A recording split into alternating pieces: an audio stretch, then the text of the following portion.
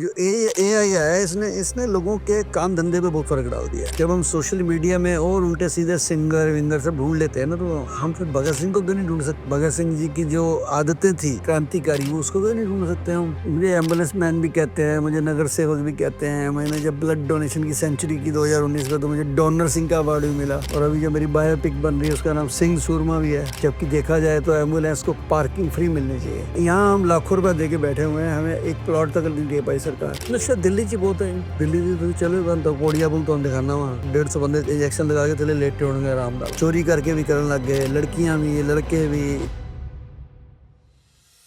नमस्कार, सत श्री अकाल, आदाब। मेरा नाम है Chirag and I am your host for today's interview with Jatendra Singh स्टंटी। आप देख रहे हैं सिर्फ पंजाबी दैन सिर्फ दिल्ली।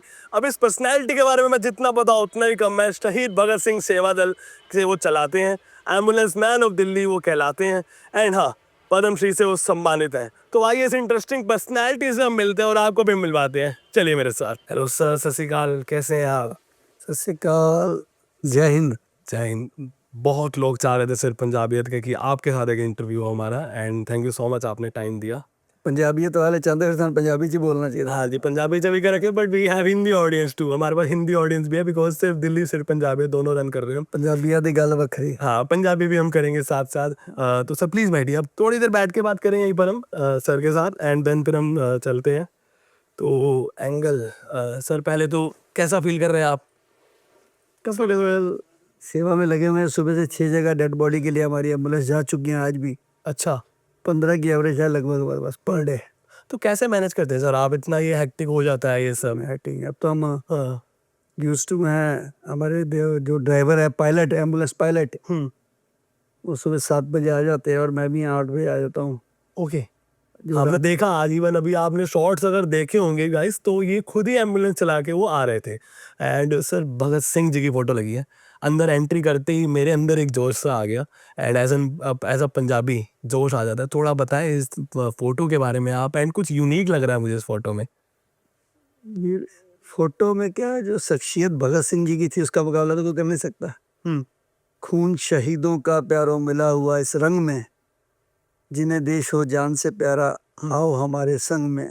ये भगत सिंह जी ने कहा था। अच्छा। और कहा था कि हमने अपने प्राणों से है आजादी को तोला, मेरा रंग दे बसंती चोला। अरे सर, क्या इनका मुकाबला तो खैर हम नहीं कर सकते, गुण बराबर भी। पग आपकी मैच कर रही है इनके साथ, येलो येलो ना हमेशा ही। अच्छा, हमारा मेरा थोड़ा ना इंटरव्यू लेने का स्टाइल थोड़ा सा अलग है। मैं आपको पहले ही बता दूं, मैं थोड़ा सा मजाक वजाक भी करूंगा क्योंकि लोगों को मजा आता है देखने में।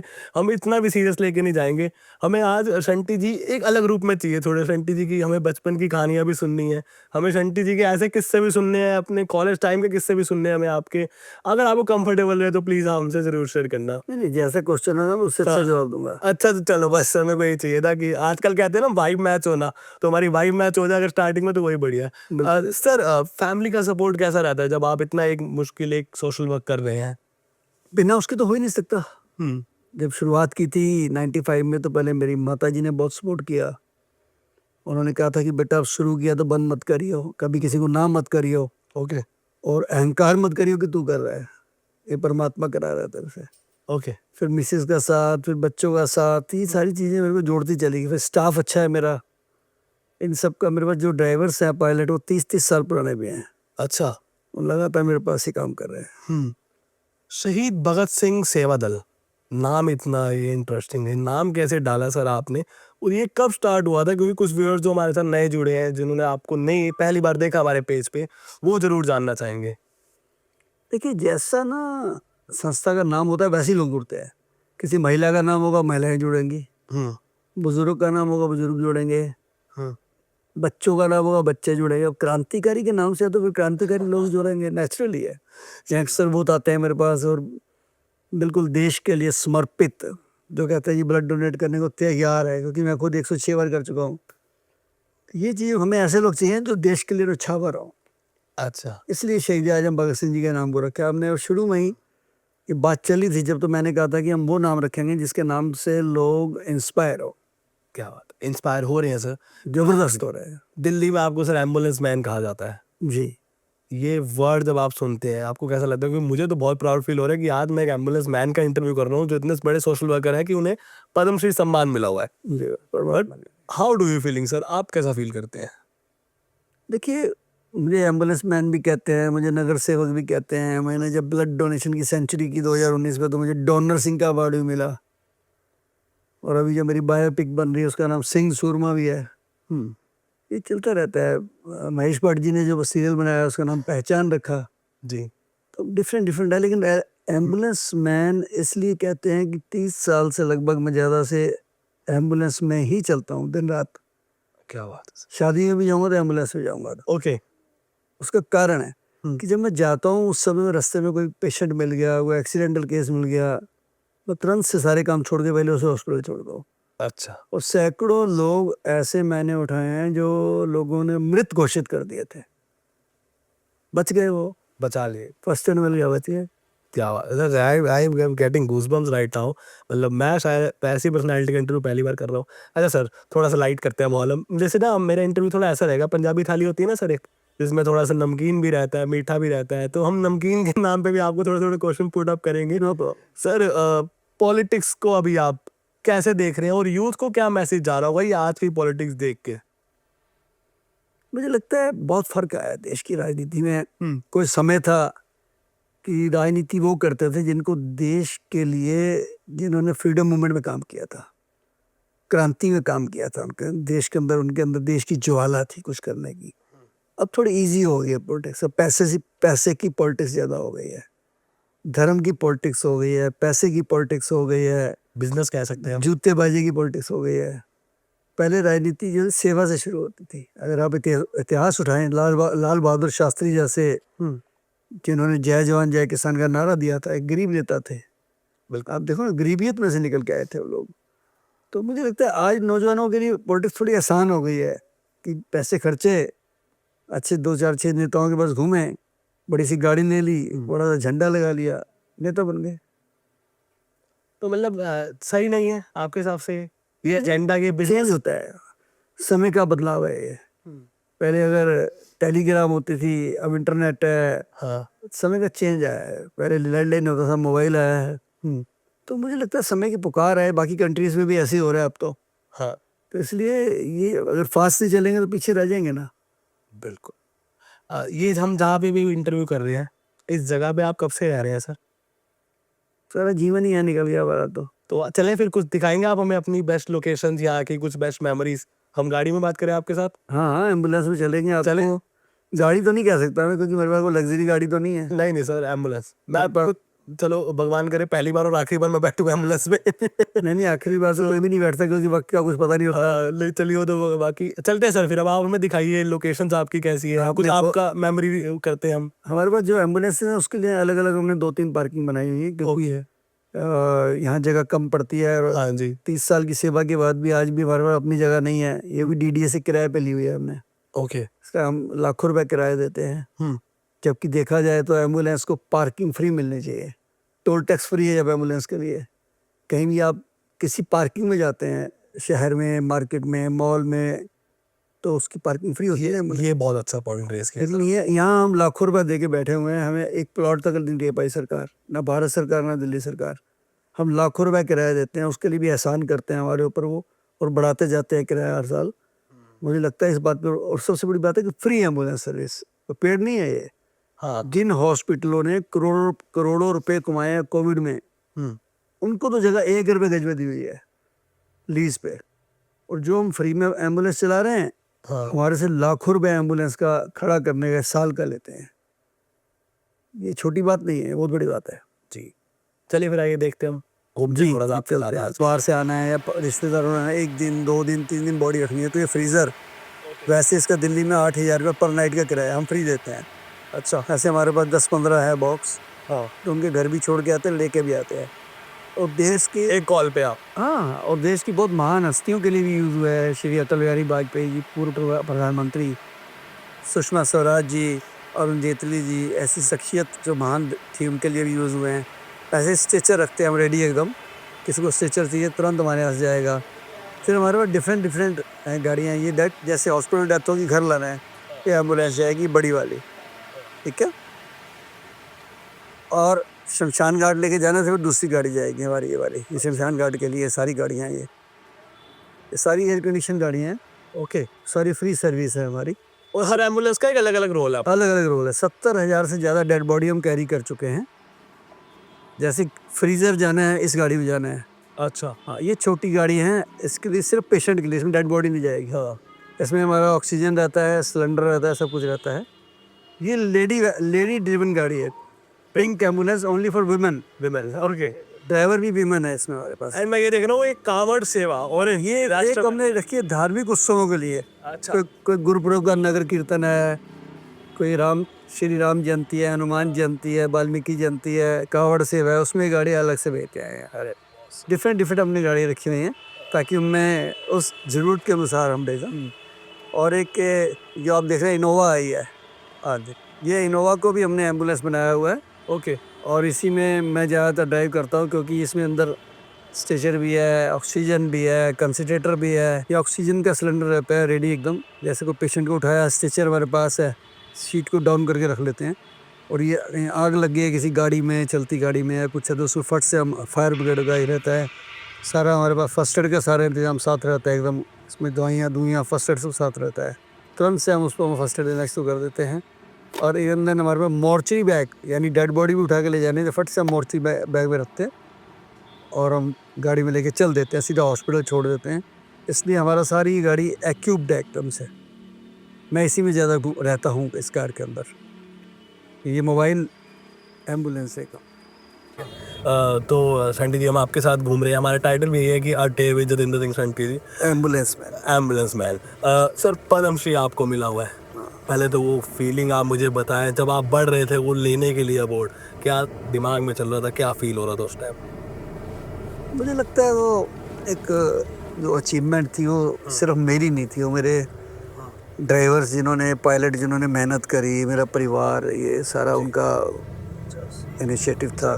हाँ, अभी हम वहाँ जाने से पहले पार्किंग में आपको लेके चल रहा हूँ अपने छोटा सा एक कार्यालय हमने बनाया हुआ है जहाँ से सारा मेरा शुरुआत हुई थी। अच्छा। शहीद भगत सिंह सेवादल के ऑफिस भी वहीं रजिस्टर्ड है। अच्छा, कितने टाइम पुराना है सर ये ऑफिस? ये अगर गलत ना कहूँ तो 31 साल पुराना है, 31 ईयर। मतलब क्या कोर मेमोरी होगी आपकी वो लिटरली। हाँ, सब बहुत काम करना पड़ा। 70,000 से ज़्यादा डेड बॉडी हम कैरी कर चुके हैं ऑन रिकॉर्ड।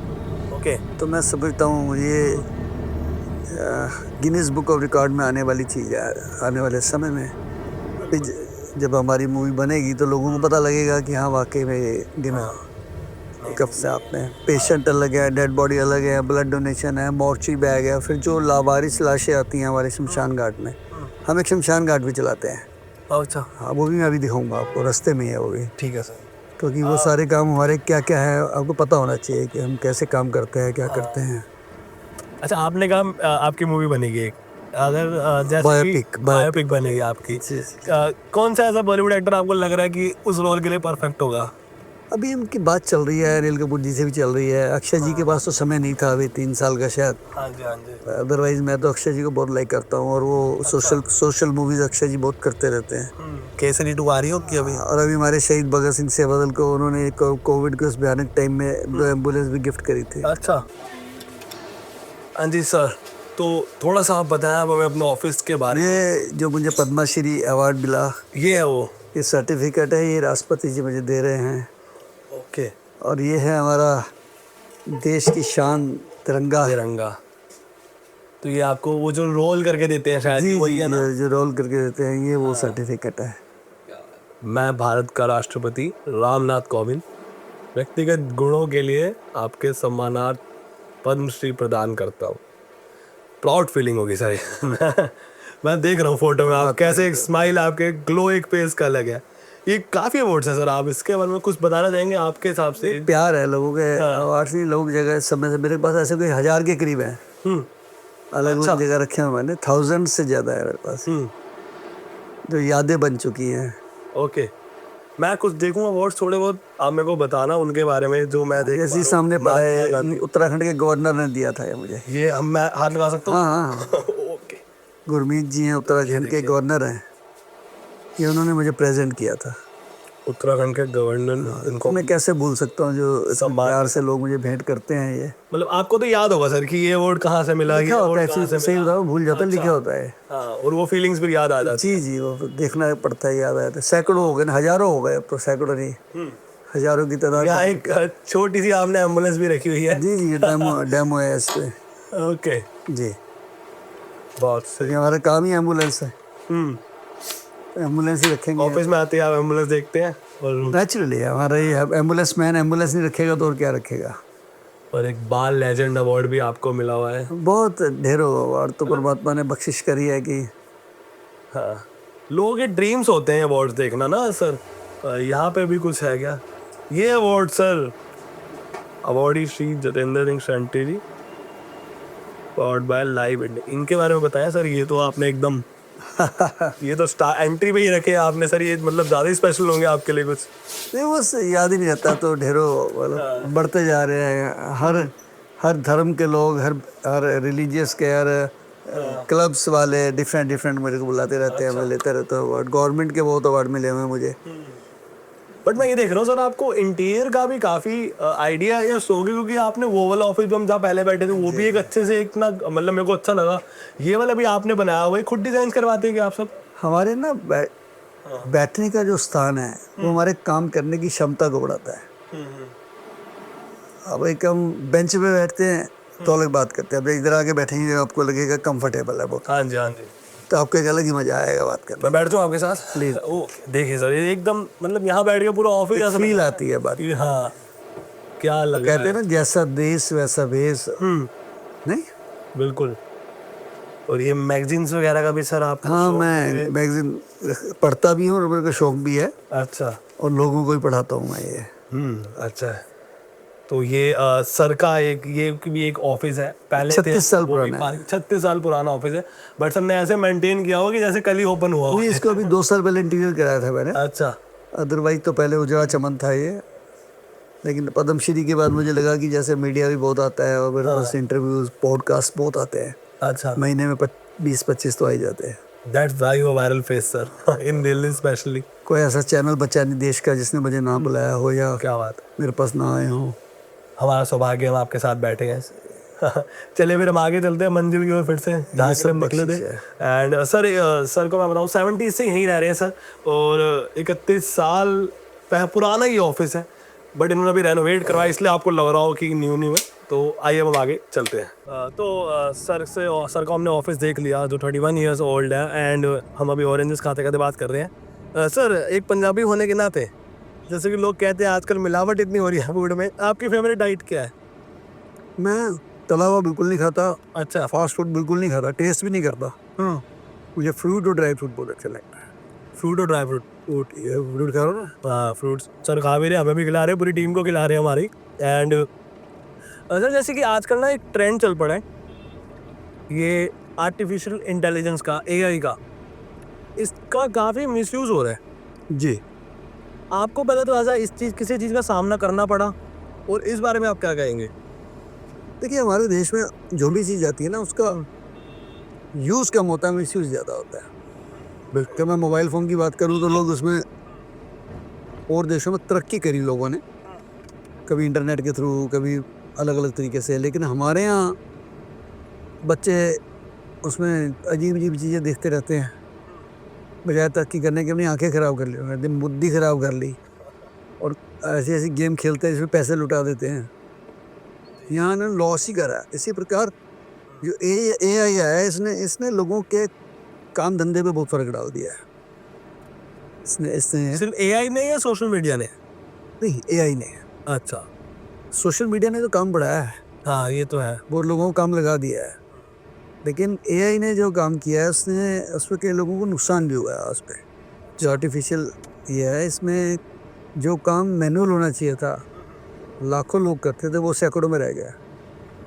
ये क्या बेरोजगारी का एक संकेत है कि बेरोजगारी आगे जाके और बढ़ने वाली है के चक्कर में? बेरोजगारी तो ऑलरेडी है जी। नौकरी नहीं किसी फील्ड में, हर चीज़ तो कॉन्ट्रैक्ट पे हो गई है, हर चीज़ प्राइवेट होती जा रही है, हर चीज़। चाहे वो रेलवे है, चाहे हवाई अड्डा है, चाहे बस अड्डा है, कंस्ट्रक्शन है, सड़कें हैं, देखा जाए तो बैंक है, इंश्योरेंस है। किसका कसूर मानेंगे आप? मुझे लगता है ये बाकी देशों की रीस पे हम चल पड़े हैं। जस्ट मैं जिसम ज़्यादा कर रहे हैं। हम चाहते हैं कि और तरक्की करें। हम्म। वहाँ के और यहाँ के ही फ़र्क ये है कि वहाँ के लोग 5 दिन बहुत मेहनत करते हैं और 2 दिन फिर वो अपने पे लगाते हैं। हमारे हमारे लोग 7 दिन मज़े लेना चाहते हैं, काम के नाम पे उतना वो नहीं है। मैं अक्सर कहता हूँ कि उनको बड़े अच्छे लगते हैं कि वो फलाने ऐसे कपड़े पहने ही जैसे लंदन में पहनते हैं, जापान में पहनते हैं, अमेरिका में, लेकिन वो ऐसा काम भी तो करो ना। और अपनी गाड़ी भी खुद साफ रखते हैं, अपने कपड़े भी खुद धोते हैं, हाँ, तो क्यों ना वो उसकी भी तो नकल करें ना जी, उसकी भी तो रीस करें। मज़े तो तब है, ये मेरा कहना है।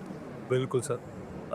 तो यूथ जैसे कि आजकल चल पड़ा है इस राह में जी, उसे मतलब मेन अट्रैक्ट होने लग गया वेस्टर्न कल्चर से जी लेकिन अपने देश का इतिहास वो भूल रहा है। जी कईयों को ये नहीं पता भगत सिंह कौन थे या लाल बहादुर शास्त्री जी कौन थे। कौन थे? वो ये कहाँ किसकी गलती मानेंगे, लैक ऑफ कम्युनिकेशन मानेंगे इसे आप, या कि सरकार की गलती मानेंगे कि वो चैप्टर्स ही नहीं डाले हिस्टोरिकल उन्होंने बुक्स में? ये ऐसा नहीं कि बुक्स में नहीं है, हैं। हाँ, जब हम सोशल मीडिया में और उल्टे सीधे सिंगर विंगर सब ढूंढ लेते हैं ना, तो हम फिर भगत सिंह को क्यों नहीं ढूंढ सकते? बिल्कुल। भगत सिंह जी की जो आदतें थी क्रांतिकारी, वो उसको क्यों नहीं ढूंढ सकते हम? उनका तो उनकी एक बुक ढूंढ लो आप, भगत सिंह के अंतिम पत्र। हाँ, अगर जिसने वो किताब पढ़ ली ना, उसका जीवन बदल जाएगा, क्योंकि उनकी सोच ही अलग थी। बिल्कुल। वो एक बिल्कुल ही अपने आप को, वैसे वो नास्तिक कहते थे, लेकिन एक कर्मशील इंसान थे। उन्होंने जो किया देश के लिए किया, हाँ, और मैं समझता हूँ कि बिल्कुल बेखौफ होके किया वो। उनको पता था कि मौत आनी है। जब उनके घर से कहा गया कि आप एक लेटर अगर दे दो ब्रिटिश गवर्नमेंट को तो आपकी फांसी की सज़ा माफ़ हो सकती है, तो उन्होंने क्या लेटर दिया कि हम क्रांतिकारी हैं, आतंकवादी नहीं हैं, हमें हो सके तो फांसी की सज़ा की बजाय गोली मार दी जाए। मतलब देनी शहादत ही थी इनको, क्योंकि भगत सिंह जी ने बात कही थी कि अगर हम जिंदा रहते हैं तो किसी का हमारी तरफ ध्यान नहीं जाएगा, क्रांति की तरफ ध्यान नहीं जाएगा, लेकिन अगर एक भगत जाता है तो कहीं घर घर के अंदर भगत पैदा होगा। बिल्कुल। सर कब इंस्पायर होते हैं आप सबसे पहले भगत सिंह जी से? ये मनोज कुमार जी की मैंने शहीद पिक्चर देखी, उसमें एक एक शॉट को मैंने 20-20 बार देखा, कैसे बर्फ़ की सिल्लियों पे लिटा के कोड़े मारते थे। और जब मनोज जी से मेरी बात हुई तो उन्होंने बताया कि ये शॉट मैंने ओरिजिनल किया था। मैंने कहा जी वो क्यों कहते, जब भगत सिंह महीनों रह सकता है बर्फ़ के ऊपर, तो मैं चंद घंटे क्यों नहीं रह सकता था? क्या बात है। वो चेयरमैन शॉट किया था, और 1.5 महीना वो भगत सिंह जी की माता जी के साथ, विद्यावती जी के साथ उनके घर पे रहे, उनके हाव भाव सीखे, उनके खाने का तरीका, पहनने का तरीका, चलने का तरीका, सब उन्होंने भगत सिंह जी का अडॉप्ट किया।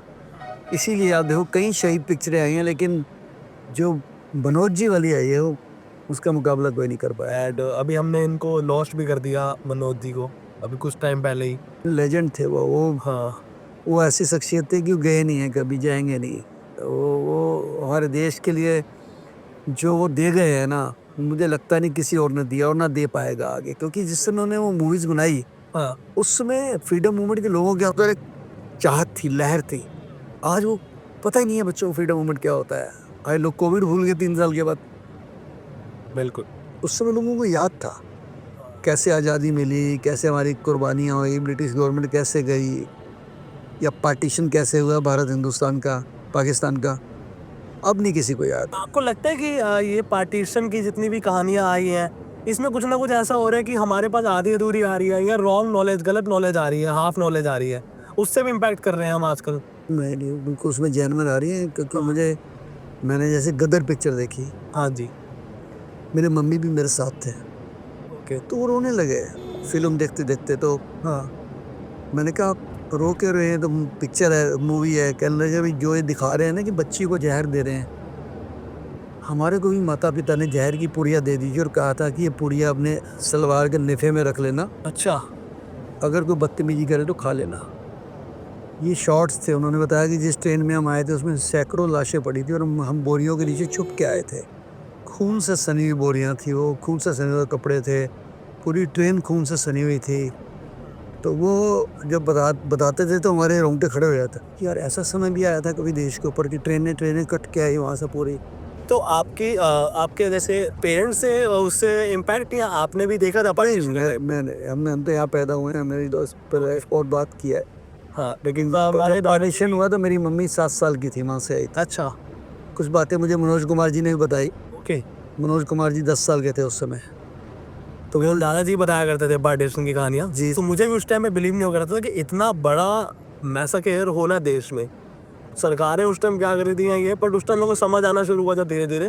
तो सर कोविड के टाइम का कुछ ऐसा किस्सा आप शेयर करेंगे जो आपके दिमाग में अभी भी हो, कुछ सेवा करते टाइम कि यार ये चीज़ मेरे दिमाग में रहेगी हमेशा, चाहे वो फिर गुड वे में हो या बैड वे में हो। नहीं, तीन रूप थे कोविड का। हाँ जी। कुछ लोगों ने तो बहुत अच्छा काम किया, जैसे डॉक्टर, टेक्नीशियन, हाँ police, civil defence, ambulance driver, शमशान घाट पे काम करने वाले कर्मी। इन लोगों के काम का तो जॉब नहीं है, तो लोग मसीहा के रूप में काम कर रहे थे। लेकिन कुछ लोगों ने समाज में भी अच्छा काम किया, जैसे मंदिर, गुरुद्वारे, इन लोगों ने भी मस्जिद, इन लोगों ने कोई लंगर लगा रहे हैं, कोई भंडारा लगा रहे हैं, कोई पानी के लगा रहे हैं, कोई प्रवासियों की सेवा कर रहे हैं। लेकिन सबसे बड़ी जो जलालत करी ना, वो हॉस्पिटल, लैब वाले, इंश्योरेंस वाले, फार्मा कंपनी वाले, ये तो मिल गए थे सारे आपस पे। इन्होंने बिजनेस बना लिया था ना। बिजनेस बना लिया था, जबरदस्त बिजनेस बना लिया था। हाँ ऑक्सीजन सिलेंडर इतने महंगे मिल रहे थे। बेटा एक मिनट नारियल वाले के पास रुकियो यहाँ। तो नारियल सर आप लीजिए प्लीज, मैं लेता हूँ। एंड ये मेरे लिए बन चुका है बाद में तो इस टाइम सर के हाथों से। सर आपको फ्रूट्स वगैरह आपने बताया अच्छा लगता है? अरे मैं नारियल रोड पीता हूँ, 2 बार पीता हूँ। और फ्रूट मोस्टली सारे खाता हूँ, चाहे तरबूज है, चाहे खरबूजा है, चाहे आम है। मैं जब शमशान घाट थी, ये सामने शमशान घाट है हमारा। हाँ जी। तो जब कोविड में भी हम 21 दिन तो बाहर नहीं निकला, तो दिन में 2 बार यहीं से मंगा के पीता था, इससे एनर्जी आती थी। कि खाना तो खाते ही नहीं थे उस समय, खाना खाने का समय नहीं था। हो जी चले।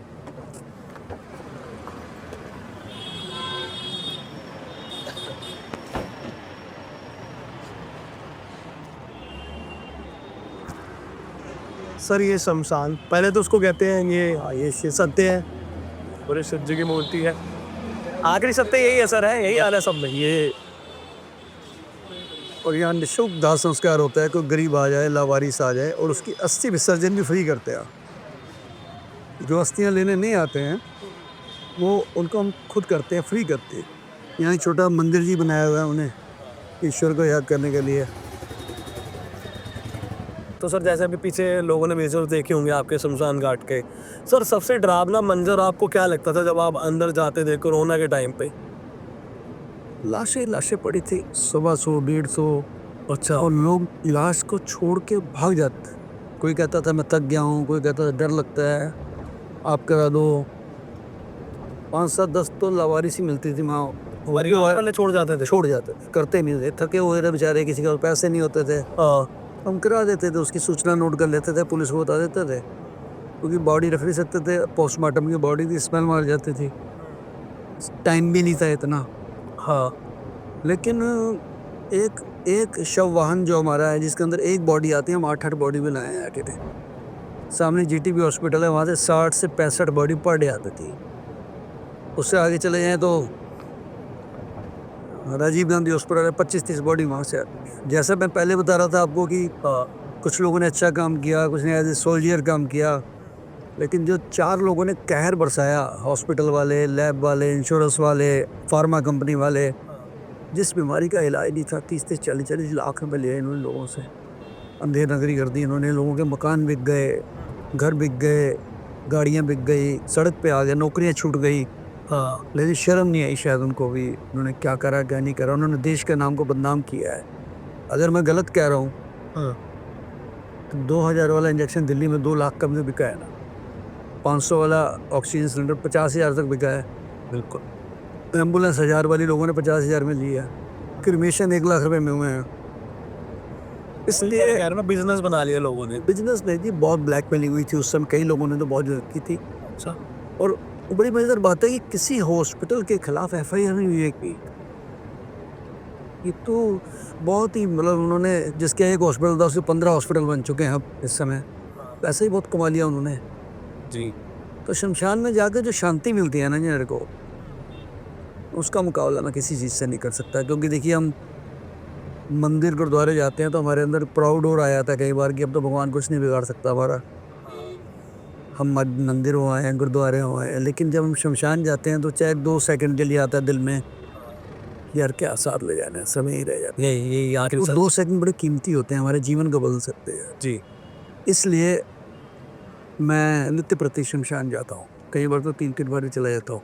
ਓਕੇ ਤੇ ਅਗਲਾ ਕੁਐਸਚਨ ਸਰ ਆਪਾਂ ਪੰਜਾਬੀ 'ਚ ਪੁੱਛਦੇ ਹਾਂ ਆਪਾਂ ਕਿਉਂਕਿ ਪੰਜਾਬ ਲਈ ਹੈਗਾ ਸਰ ਪੰਜਾਬ ਸੁਣਦੇ ਹੀ ਪਹਿਲਾਂ ਤਾਂ ਤੁਹਾਡੇ ਮਨ 'ਚ ਕੀ ਆਉਂਦਾ ਹੈ पंजाब का मतलब है पंजाबियत, रौनक, समृद्धि, भाईचारा।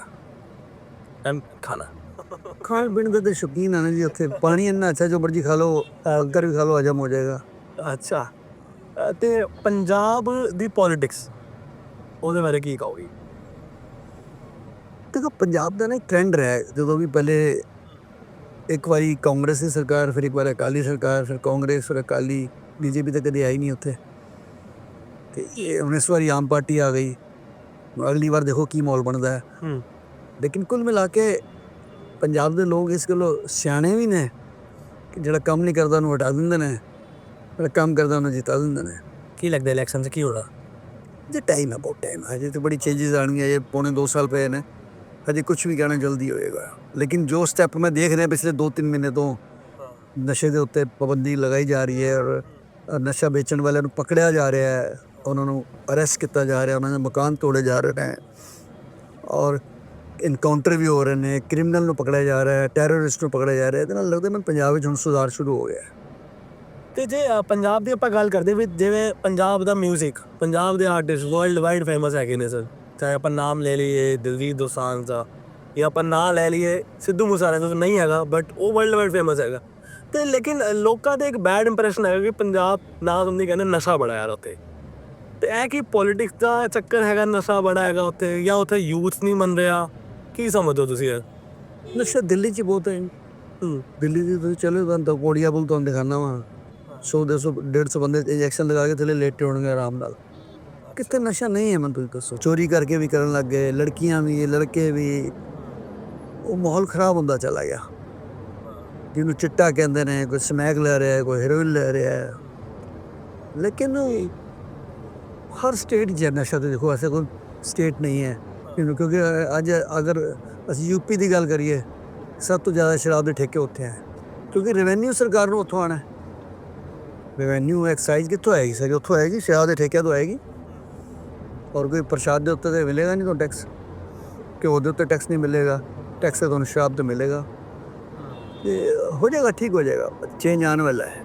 ਅੱਛਾ ਤੁਸੀਂ ਵਿਧਾਇਕ ਵੀ ਰਹੇ ਹੋ ਹਾਂ, ਮੈਂ ਕਾਉਂਸਲਰ ਵੀ ਰਿਹਾ 2। ਹਾਂ ਵਿਧਾਇਕ ਤੁਸੀਂ ਥੋੜ੍ਹੇ ਕਮ ਟਾਈਮ ਲਈ ਰਹੇ ਸੀ ਕੀ ਹੋਇਆ ਸੀ ਸਫ਼ਰ ਸਰ ਕਿਵੇਂ ਰਿਹਾ ਸੀ ਵਿਧਾਇਕ ਦਾ ਸਫ਼ਰ ਨਹੀਂ, ਮੈਂ ਕਾਉਂਸਲਰ ਵੀ ਰਿਹਾ, ਵਿਧਾਇਕ ਵੀ ਰਿਹਾ, ਲੇਕਿਨ ਮੈਨੂੰ ਤਾਂ ਕੰਮ ਕਰਨ ਦਾ ਮਜ਼ਾ ਆਉਂਦਾ। ਮੈਂ ਕਦੀ ਵੀ ਕਾਉਂਸਲਰ ਸੀ ਜਾਂ MLA ਸੀ, ਮੈਂ ਲਿਖਦਾ ਨਹੀਂ ਸੀ ਆਪਣੇ ਨਾਮ ਨਾਲ ਕਾਉਂਸਲਰ, ਮੈਂ ਲਿਖਦਾ ਸੀ ਨਗਰ ਸੇਵਕ। ਕਿਆ ਬਾਤ ਉਹ ਆਪਣਾ ਕੰਮ ਕਰਨ ਦਾ ਅਲੱਗ ਹੀ ਮਜ਼ਾ ਆਉਂਦਾ ਸੀ। ਸੇਵਾ ਕਰਨ ਵਾਲੇ ਬੰਦੇ ਨੂੰ ਕਿਸੇ ਪੋਸਟ ਦੀ ਲੋੜ ਨਹੀਂ ਹੁੰਦੀ। ਸਾਡੇ ਕੋਲ ਕੋਈ ਪੋਸਟ ਨਹੀਂ, ਅੱਜ ਵੀ 10-20 ਲੋਕਾਂ ਨੇ ਕੰਮ ਕਰਨੇ ਆ। ਅਸੀਂ ਜਿਹਨੂੰ ਮੈਂ ਫ਼ੋਨ ਕਰਦਾ ਵਾਂ, ਚਾਹੇ ਹੌਸਪੀਟਲ ਹੈ, ਚਾਹੇ ਡਾਕਟਰ ਹੈ, ਜਾਂ ਥਾਣਾ ਹੈ, ਜਾਂ ਸਕੂਲ ਹੈ, ਕਿਸੇ ਦੀ ਹਿੰਮਤ ਨਹੀਂ ਕੋ ਮਨਾ ਕਰਦੇ। ਉਹਨੂੰ ਪਤਾ ਕਿ ਜੈਨੂਇਨ ਕੰਮ ਵਾਸਤੇ ਕਹਿ ਰਿਹਾ ਮੈਂ। ਜੀ ਤੇ ਜਾਂਦੇ ਹੋ ਸਰ ਤੁਸੀਂ ਵੈਸੇ ਪੰਜਾਬ ਜਾਂਦੇ ਰਹਿੰਦੇ ਹੋ ਘੱਟ ਜਾਂਦਾ, ਜਾਣਾ ਤਾਂ ਪੈਂਦਾ ਹੀ ਹੈ ਖੈਰ, ਅੱਛਾ ਘੱਟ ਜਾਂਦਾ। ਉੱਥੇ ਆਮ ਆਦਮੀ ਪਾਰਟੀ ਸਰਕਾਰ ਕਿਹਨਾਂ ਦਾ ਕੰਮ ਕਰ ਰਹੀ ਹੈ ਕੀ ਰਿਪੋਰਟ ਹੈਗੀ ਹੈ ਤੁਹਾਡੇ ਮੁਤਾਬਿਕ ਦੇਖੋ ਪਾਰਟੀ ਕੰਮ ਨਹੀਂ ਕਰਦੀ ਹੁੰਦੀ, ਪਾਰਟੀ ਨੇ ਸਰਕਾਰ ਬਣਾਤੀ। ਹੁਣ ਉੱਥੇ ਹਰ ਖੇਤਰ ਦਾ ਅਲੱਗ-ਅਲੱਗ ਸਿਨੈਰੀਓ ਹੈ। ਕੌਣ MLA ਕਿਹੋ ਜਿਹਾ ਕੰਮ ਕਰ ਰਿਹਾ ਹੈ, ਕੌਣ MLA ਖੁਦ ਕਰ ਰਿਹਾ ਹੈ ਕਿ ਨਹੀਂ ਜਾ ਰਿਹਾ, ਲੋਕਾਂ ਨੂੰ ਮਿਲ ਰਿਹਾ ਨਹੀਂ ਮਿਲ ਰਿਹਾ, ਸਿਨੈਰੀਓ ਅਲੱਗ-ਅਲੱਗ ਹੈ। ਕੁੱਲ ਮਿਲਾ ਕੇ ਹੁਣ ਜਿਵੇਂ ਮੈਨੂੰ ਕੋਈ 1.25 ਸਾਲ 1.5 ਸਾਲ ਪੌਣੇ 2 ਸਾਲ ਹੈਗੇ ਨੇ, ਜਿਵੇਂ ਹੁਣ ਖੁਦ ਲੱਗੇ ਨੇ ਜਾ ਕੇ ਉੱਥੇ ਕੇਜਰੀਵਾਲ ਜੀ, ਹੁਣ ਕੰਮ ਸੁਧਰ ਜਾਏਗਾ ਉੱਥੇ। ਅੱਛਾ ਤੇ ਦਿੱਲੀ ਦਾ ਕੀ ਹੋਇਆ ਸੀ ਸਰ ਮੈਨੂੰ ਅੱਜ ਤੱਕ ਮੈਨੂੰ ਇਲੈਕਸ਼ਨ ਸਮਝ ਨਹੀਂ ਆਇਆ ਦਿੱਲੀ ਦਾ ਜੇ ਸਾਨੂੰ ਬਿਜਲੀ ਘੱਟ ਮਿਲ ਰਹੀ ਸੀ ਜੇ ਸਾਨੂੰ ਦਿੱਲੀ ਦਾ ਦੇਖੋ, ਦਿੱਲੀ ਦੇ ਇਲੈਕਸ਼ਨ ਦਾ ਸਿਨੈਰੀਓ ਅਲੱਗ ਹੈ। ਦਿੱਲੀ ਵਿੱਚ ਆਪਣਾ ਵੋਟਰ ਨਹੀਂ ਹੈ, ਸਭ ਬਾਹਰ ਦਾ ਵੋਟਰ ਹੈ ਮੈਕਸੀਮਮ। ਅੱਛਾ ਪਹਿਲੀ ਗੱਲ, ਦੂਜੀ ਗੱਲ 10 ਸਾਲ ਲੈਣ ਦੇ ਬਾਅਦ ਸਰਕਾਰ ਦੀ ਖਿਲਾਫਤ तो हो ही जाती है। 11 साल हो गई क्योंकि पहली बार आगे टूट गई सी, लेकिन 10 साल फिर हो गए, हाँ ये क्या चेंजेस हो गया। फिर इत्थे धर्म की राजनीति लेके आ गए। फिर कुछ बजट का असर पाया, जो बजट एट ए टाइम आया। फिर कुछ कुंभ का असर पाया। कुल मिला के अगर 48 सीटां आईयां ने तो एवें नहीं, लेकिन एक गल का सरप्राइज होना चाहिए सब नूं कि जिहड़ी पार्टी जित्ती है और जिहड़ी हारी है, फर्क सिर्फ 2 लाख वोट का ही है। टोटल का लगाई है। इट मीनस लोगों ने खिलाफत नहीं की पूरी। नहीं, खिलाफत का मतलब यह होता है कि मतलब 20 लाख का फर्क होया वोटां का। पूरी दिल्ली 70 सीटां ने, फर्क सिर्फ 2 लाख, पौने 2% का फर्क है सिर्फ। ਇਹ ਇੱਕ ਬਹੁਤ ਅੱਛੇ ਸਿੰਪਟਮ ਨਹੀਂ ਹੈਗੇ ਦੂਜੀ ਜਿਹੜੀ ਪਾਰਟੀ ਜਿੱਤੀ ਉਹਨਾਂ ਵਾਸਤੇ। ਤੇ ਹੁਣ ਕੀ ਕਰ ਰਹੀ ਹੈ ਬੀਜੇਪੀ ਸਰਕਾਰ? ਹਾਲੇ ਤੱਕ ਦੇਖੀ ਜੇ ਟਾਈਮ ਹੋਇਆ ਨਹੀਂ। ਟਾਈਮ ਲੱਗਦਾ, ਦੇਖੋ ਐਵੇਂ ਗੱਲਾਂ ਕੋਈ ਕੁਛ ਵੀ ਕਰਦਾ ਰਿਹਾ, ਮੈਂ ਐਵੇਂ ਖਿਲਾਫਤ ਕਰਾਂ, ਲੇਕਿਨ ਕੋਈ ਵੀ ਬਿੱਲ ਬਣਾਉਣਗੇ, ਪਾਸ ਕਰਨਗੇ, ਉਹਦੇ ਵਾਸਤੇ ਐਸਟੀਮੇਟ ਬਣਨਗੇ, ਬਜਟ ਪਾਸ ਹੋਏਗਾ, ਫੰਡ ਆਏਗਾ। ਪਹਿਲਾ ਸਾਲ ਤਾਂ ਇਹਨਾਂ ਦਾ ਐਵੇਂ ਨਿਕਲ ਜਾਣਾ ਹੈ।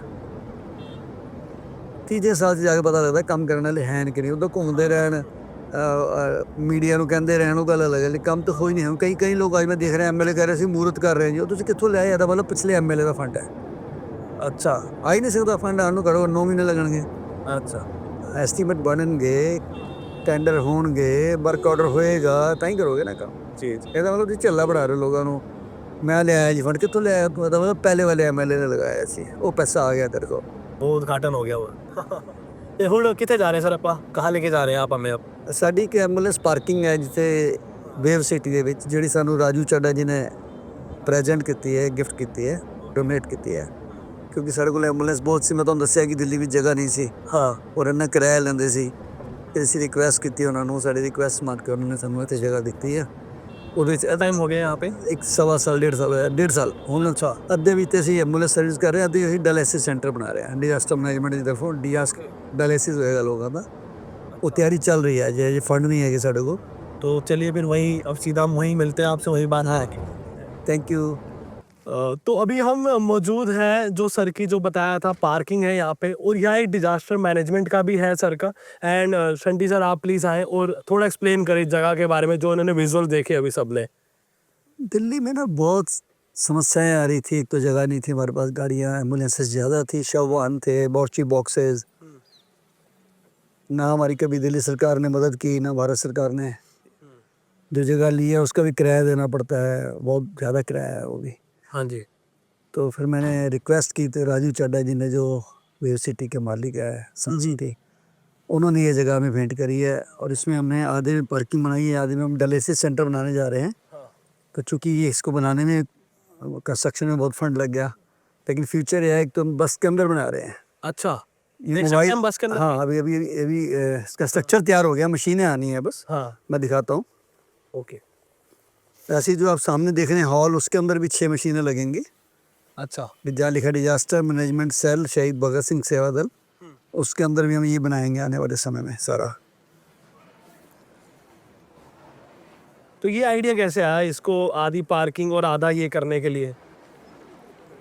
क्योंकि देखिए डायलिसिस एक ऐसी चीज़ है इसके लिए लोग तरस रहे हैं आज, हाँ और हर परिवार की समस्या है। आइए, यहाँ एक डायलिसिस होगा, एक डायलिसिस माँ होगा। एक नर्सिंग रूम जैसा पूरा एक यस, पर लगे हैं। ये वेटिंग के लिए, बैठने के लिए, या जो भी अटेंडेंट आ रहे हैं। यहाँ बैठ जाऊँ मैं? हाँ, एक पेशेंट यहाँ लेटेगा, एक वहाँ लेटेगा। हाँ ऐसी प्लानिंग करी है हमने अच्छा फ्यूचर के लिए। यहाँ वॉश बेसिन बना दिया है, ऐसा बना, पूरा तैयारी है मेरी तरफ से। अच्छा, मतलब एक तरह से मिनी हॉस्पिटल लेके चल रहे हैं आप? Mobile hospital, mobile hospital. इसको मैं कह सकता हूँ डायलिसिस ऑन व्हील। कहीं भी जाके खड़ी कर दी बस, और जाके वहाँ हमने डायलिसिस शुरू कर दिया।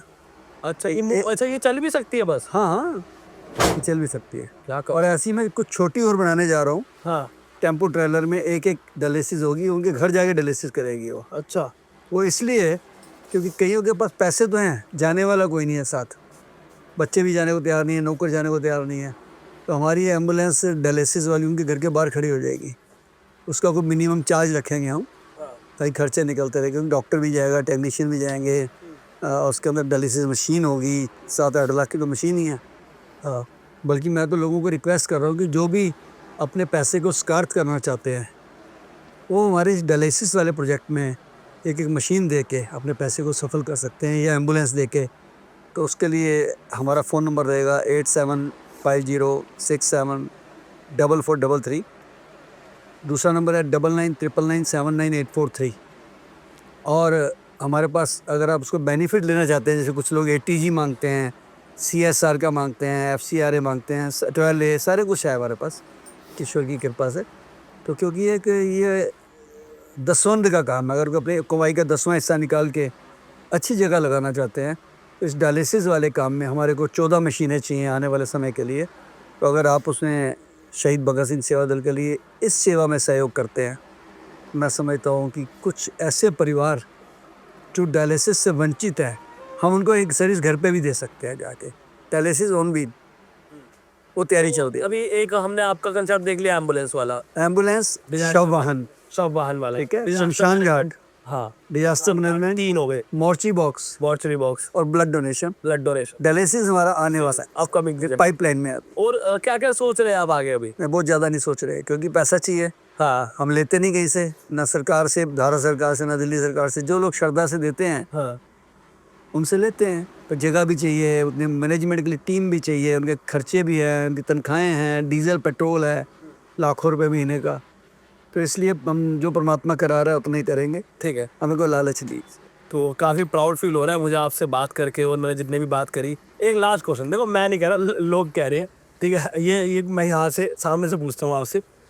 ये जो आप जितने भी सोशल वर्क कर रहे हैं, मैंने आपसे बात करी, मैंने सब देखा, मैंने फील करा कि एक अच्छा काम कर रहे हैं, लेकिन कुछ लोग ऐसे इल्ज़ाम लगाते हैं कि ये पॉलिटिक्स में अपने कदम मजबूत करने के लिए कर रहे हैं, या सोशल वर्क करके ये अपने टिकट पक्की करना चाह रहे हैं आगे जाके चुनावों में, ऐसा कुछ है? लोगों के कहने को छोड़ो, लोगों ने गुरु नानक देव साहब को पत्थर मारे थे, लोगों ने भगत सिंह को पागल कहा था, मुझे भी लोगों ने पागल कहा। जब मैंने शमशान घाट का काम शुरू किया तो कोई कह रहा है जी ये तो पैसे कमाने के लिए कर रहे हैं, पॉलिटिक्स के लिए कर रहे हैं।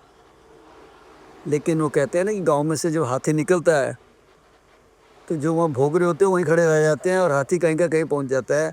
आज हम वो सफ़र करते करते 30 साल में 70,000 डेड बॉडी कैरी कर चुके हैं और 30,000 से ज़्यादा ब्लड इकट्ठा कर चुके हैं, 30,000 यूनिट। कोविड में 4,266 लाशें जला चुके हैं। परमात्मा ने पद्मश्री तक पहुंचा दिया। फ्रांस की सॉर्बोन यूनिवर्सिटी ने मुझे डॉक्टरेट दे दी। बायोपिक बन रही है। अब और क्या चाहिए यार, परमात्मा ने बहुत कुछ दे दिया, मुझे कुछ नहीं चाहिए। मैं 3 बार इलेक्शन जीत भी चुका हूँ। अब कोई तमन्ना नहीं है किसी प्रकार की, अब सिर्फ सेवा करने यार, सेवा करनी है। और कभी एक बात और है, कई बार हम बड़ा बोल देते हैं, ईश्वर पे छोड़ दो ना। अगर वो चाहेगा ईश्वर कि तूने ज़िंदगी में कुछ बनना है तो मैं रोक लूँगा क्या? सोचने की बात है। कोई सोच सकता था क्या? माननीय मनमोहन सिंह जी चुनाव लड़े, साउथ दिल्ली से चुनाव हार गए, बाद में प्रधानमंत्री बन गए, हाँ, आपके सामने है। और इस देश का एक इतिहास हो रहा है कि लोग सेवा करवा लेते हैं, लेकिन जब वोट का मामला आता है, आपको पता है कि भीमराव अम्बेडकर जी चुनाव लड़े थे, हार गए थे। लेकिन सेवा करते हैं। बाबा साहेब भीमराव अम्बेडकर जो भगवान का रूप है लोगों के लिए, कि मसीहा हैं गरीबों के लिए, हार गए थे। भगत सिंह जी के सके भाई चुनाव लड़े सहारनपुर से, कुलतार सिंह चुनाव हार गए। देश की पहली आईपीएस किरण बेदी चुनाव लड़ी कृष्णानगर से, चुनाव हार गई। मैं इसलिए बता रहा हूँ कि लोगों को सेवा करते समय कुछ और चाहिए और वोट डालते समय उनकी भक्ति कहीं और चली जाती है, उनको सेवा नहीं दिखती है। काम मुझे लगता है कि शायद परमात्मा ने अच्छा ही किया है कि मैं सेवा में लगा रहा हूँ, मैं खुश हूँ इसमें। और अगर मैं चुनाव जीत भी जाता तब भी यही करता, मैं नहीं जीता तब भी यही कर रहा हूँ। मैंने पहले भी कहा था चुनाव में मैं जीत गया तो बहुत काम करूँगा, और नहीं जीता तो और ज़्यादा करूँगा। अच्छा, मैं ज़्यादा कर रहा हूँ। तो लोगों ने तभी शायद कहा कि और ज़्यादा काम करे, इनको पॉलिटिक्स से दूर रखो। नहीं, 58,000 लोगों का मैं धन्यवाद करता हूँ। 58,000 लोगों ने मुझे वोट दिया, मजाक नहीं है ये। 58 लोगों की वोट लेना भी मुश्किल है, कई बार घर वाले नहीं देते। 58,000 लोगों ने मुझे वोट दिया, अभी मजाक नहीं है ये, बहुत बड़ी बात है। और ये जीतना हारना ये सब ईश्वर के हाथ में लिखा है। ठीक है, जीते हो किसी ने देश तो क्या, हमने तो दिलों को जीता है। हमने इतने दिल जीते हुए हैं, उनसे में खुश हैं। बहुत दुनिया हमारे साथ है, कई बरकतें हैं, कई आशीषें हैं, बख्शिशें हैं लोगों की। मैं जब डेथ बेड पे था, कम से कम 20-22 लाख मैसेज हमको आए थे, मेरे और मेरे बेटे की दुआओं के लिए, देश के कोने कोने से, दुनिया के कोने कोने से। हैशटैग ट्रेंड कर रहा था। यस, ये सब उस वाहिगुरु परमात्मा की ईश्वर की कृपा है। इसलिए हम तो यही कहेंगे कि हम जिएंगे और मरेंगे ए वतन तेरे लिए, दिल दिया है जहाँ भी देंगे ए वतन तेरे लिए। भारत माता की जय। शायद अब हमें इस इंटरव्यू को एंड करना चाहिए। मैं लिटरली बहुत इंस्पायर हुआ है। ऐसा शायद पहली बार इंटरव्यू होगा जिसमें मेरे को सुनने में ज़्यादा मज़ा आ रहा था, क्योंकि मैं सुन रहा था जब आपकी बातें, मैं काफ़ी इंस्पायर हो रहा था। एंड सर लास्ट में कुछ कुछ वर्ड्स हमारी पंजाबी जनता के लिए पंजाबी में बोलना चाह, अगर एंड करते हो आप तो प्लीज़। ਭੈਣਾਂ ਤੇ ਭਰਾਓ ਮੈਂ ਇੱਕੋ ਗੱਲ ਕਰਨਾ ਕਿ ਬਹੁਤ ਹੋ ਗਿਆ, ਅਸੀਂ ਬਹੁਤ ਧਾਰਮਿਕ ਫੰਕਸ਼ਨਾਂ ਤੇ ਬਹੁਤ ਪੈਸਾ ਲਗਾਉਣਾ ਸ਼ੁਰੂ ਕਰ ਦਿੱਤਾ ਹੈ। ਮੈਂ ਨਹੀਂ ਕਹਾਂਗਾ ਕਿ ਨਾ ਲਗਾਓ, ਜ਼ਰੂਰ ਲਗਾਓ, ਜਿੱਥੇ ਤੁਹਾਡੇ ਆਸਥਾ ਹੈ ਜ਼ਰੂਰ ਕਰੋ, ਲੇਕਿਨ ਅੱਜ ਕੋਵਿਡ ਹੀ ਤੁਸੀਂ ਦੇਖ ਲਿਆ ਨਾ ਕਿ ਉਸ ਦੇ ਧਾਰਮਿਕ ਕੰਮਾਂ ਦੇ ਨਾਲ ਨਾਲ ਮਾਨਵਤਾ ਦੇ ਕੰਮ ਵੀ ਬੜੇ ਜ਼ਰੂਰੀ ਸੀ। ਕਿ ਤੁਸੀਂ ਲੰਗਰ ਨਾ ਲਾਉਂਦੇ, ਜੇ ਤੁਸੀਂ ਦਵਾਈਆਂ ਨਾ ਦਿੰਦੇ, ਜੇ ਤੁਸੀਂ ਐਂਬੂਲੈਂਸ ਨਾ ਦਿੰਦੇ, ਜੇ ਤੁਸੀਂ ਸੰਸਕਾਰ ਨਾ ਕਰਾਉਂਦੇ, ਜੇ ਲੱਕੜ ਨਾ ਦਿੰਦੇ, ਤੇ ਕਿੰਨੀ ਦੁਨੀਆ ਭਟਕਦੀ। ਅੱਜ ਲੋੜ ਹੈ ਇਸ ਸੇਵਾ ਦੀ। ਮੈਂ ਤਾਂ ਕਹਿੰਦਾ ਗੁਰਦੁਆਰੇ ਵਿੱਚ ਜਿਵੇਂ ਭਾਂਡੇ ਤੇ ਬਿਸਤਰ ਰੱਖਦੇ ਸੀ, ਹੁਣ ਤੁਹਾਨੂੰ ਲੋੜ ਹੈ ਉੱਥੇ ਕੰਸਨਟਰੇਟਰ ਰੱਖਣ ਦੀ, ਆਕਸੀਜਨ ਸਿਲੰਡਰ ਰੱਖਣ ਦੀ, ਐਂਬੂਲੈਂਸ ਰੱਖਣ ਦੀ। ਔਰ ਜੇ ਤੁਸੀਂ ਵੀ ਜੁੜਨਾ ਚਾਹੁੰਦੇ ਹੋ ਸ਼ਹੀਦ ਭਗਤ ਸਿੰਘ ਸੇਵਾ ਦਲ ਦੇ ਨਿਸ਼ਕਾਮ ਸੇਵਾ ਦੇ ਵਿੱਚ, ਚਾਹੇ ਉਹ ਦਾਹ ਸੰਸਕਾਰ ਹੈ, ਚਾਹੇ ਐਂਬੂਲੈਂਸ ਹੈ, ਚਾਹੇ ਡਾਇਲਿਸਿਸ ਹੈ, ਤਾਂ ਮੇਰੇ फ़ोन नंबर 8750674433 9999979843 ਤੇ ਸੰਪਰਕ ਕਰ ਸਕਦੇ ਹੋ। ਮੈਂ ਸਾਰੇ ਦੇਸ਼ ਵਾਸੀਆਂ ਨੂੰ ਇਹ ਕਹਾਂਗਾ ਕਿ ਤੁਸੀਂ ਸਾਰੇ ਸੇਵਾ ਵੱਲ ਧਿਆਨ ਦਿਓ, ਸੇਵਾ ਦਾ ਸਤਿਕਾਰ ਕਰੋ, ਸੇਵਾ ਦਾ ਮਾਣ ਕਰੋ, ਕੋਸ਼ਿਸ਼ ਕਰੋ ਕਿ ਆਪਣੇ ਜਿੰਦੇ ਜੀ ਕਿਸੇ ਹੋਰ ਵਾਸਤੇ करो। कहते ना कि अपने लिए जिए तो क्या जिए, तो जी दिल समाने के लिए। शुक्रिया बहुत। वाहिगुरू जी का खालसा, वाहिगुरू जी की फतेह। बहुत बहुत शुक्रिया sir. And I am your host Chirag, और आपने अभी तक इंटरव्यू देखा तो लाइक कमेंट करके अपने व्यूज़ ज़रूर बताया हमारे लिए। और अभी के लिए इतना ही। मैं चिराग, धन्यवाद।